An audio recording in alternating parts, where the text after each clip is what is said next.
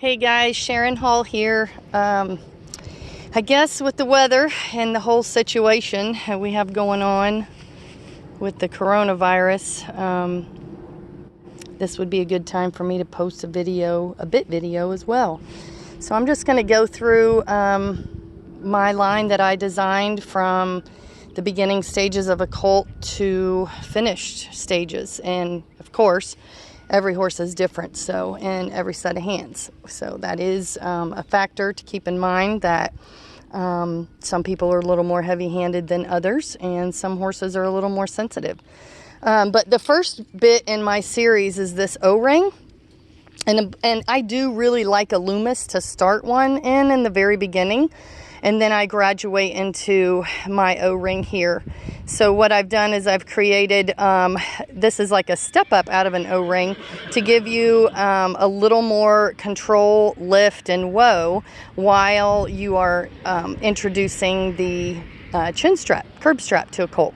So I have this O-ring, and right here is where you put the rein. So it gives you just a little bit of lift right here. And the bit, I don't have anybody to hold the camera, and so it does have a little slide, but I have a stopper here, so it's not like a full it gives you a little bit of lift control with this stopper here. So this gives you a little bit of lift where your rein connects, and then at the top here I've created a little bit of purchase to help with your colt to kind of break at the pole and roll its shoulders and begin to get into the collection part of the training.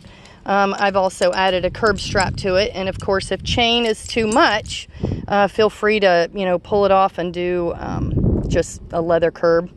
But this is a great little transition bit out of a regular snaffle.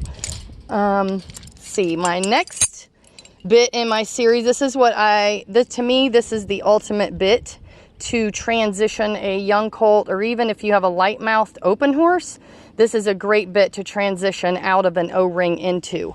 It has equal parts in the shank as well as the purchase, so it's a very balanced bit with very minimal gag.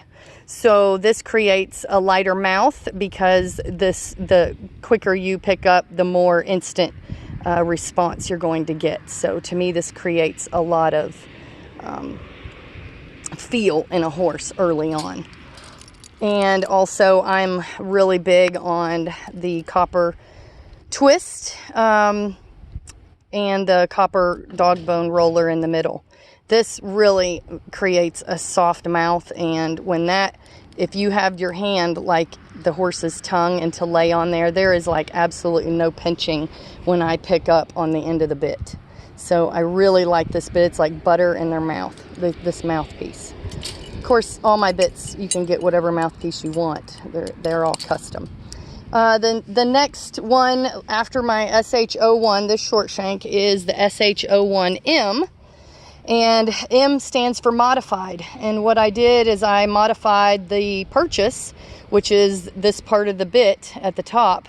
I've extended it. So you have more purchase than you do shank. So this bit is designed to help your hands collect the horse. So this is like my #1 training bit for colts when I want them to learn how to collect, put their body and use full body control with this bit. So it basically helps your horses break at the pole because of the extra purchase. It rolls the shoulders and rounds the back and gets their hind end up underneath them.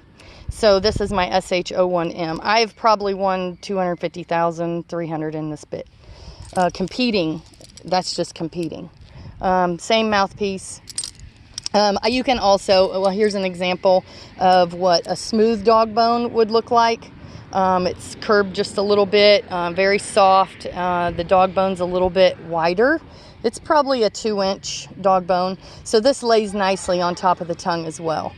What I found, my hands don't get along real well with a single twist or single snaffle where it's just broke one time. To me, whenever you lift the shank, when you lift that shank, if you hold your single snaffle in your hand in your hand like this, like it's the horse's tongue, and you lift on the shank at the same time, you will notice that a single snaffle will either go straight up on the roof of the mouth or it'll go straight down on the tongue. And I feel like that can cause one to elevate a lot. So, but a lot of people love single twists or snaffles, so if you like them and they work for you, keep using them. Let's see, the next bit in my series is a SH02.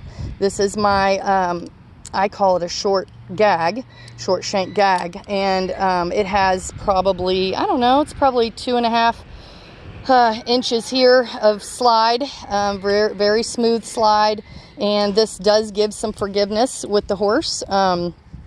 And if you have light, heavier hands, this bit too would give your horse a little bit of relief. But this is a great bit if you want to start really teaching one to bend, supple, and have some shoulder control. This works really well on young horses and older horses. Then what I've done after this bit is I've done an SH02M, which is all I did is modified the same bit by adding an extension to the purchase. So this bit has a lot more leverage than the last bit. So this right here, and it also, the chin strap comes up a lot higher on the chin, so it has a different feel to it when it's higher up on the chin. This bit is what I will put on a horse that wants to drop a shoulder, wants to slice at a barrel, wants to be heavy in the front end. This bit will definitely pick up a shoulder and either keep them going forward or it'll keep them from dropping. So this bit gives you tons of leverage. And then I have what I call my SH03, that to me, this is like my completely finished bit. And it has equal parts at the top and the bottom. Just a slight more curve up here than the shank, but this bit has tons of feel. I mean, I've honestly even put a couple 3-year-olds in this bit that just might be heavy made in the front end, that have a tendency to want to not really get on the front end or drop, but just be heavy. And so this is a bit that I put on that's not super, it looks like a lot of bit, but it's really not. But it gives you the leverage without having to pull and hold one. So the bit actually does more of the work than your shoulders and your back. This is a great bit that I use when training maybe heavier made colts or even strong, running, powerful open horses.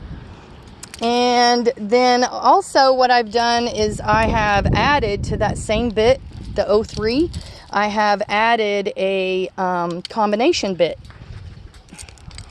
And all I've done was put the 03 shank and added this